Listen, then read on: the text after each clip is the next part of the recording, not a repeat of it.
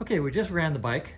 I have all new gaskets on the rocker box covers, on the rocker shafts, under the rocker shaft covers. On the other side, we came around here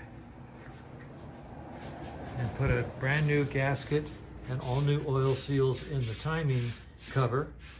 Installed the mag pickup, set the ignition to its static initial setting, fired it up, and then we timed the bike using a strobe light. It actually sounds pretty good. I do think there's some clattering coming from the valves, so we're going to check the valve clearances before we go any farther.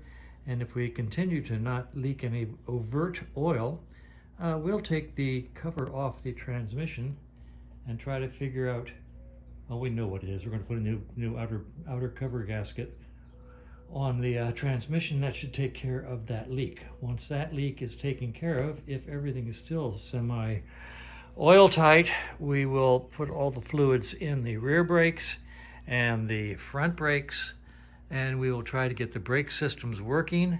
If I can get the brake systems working and all the oil seals and gaskets replaced, we'll do a test ride. Maybe today, maybe tomorrow. So far, so good.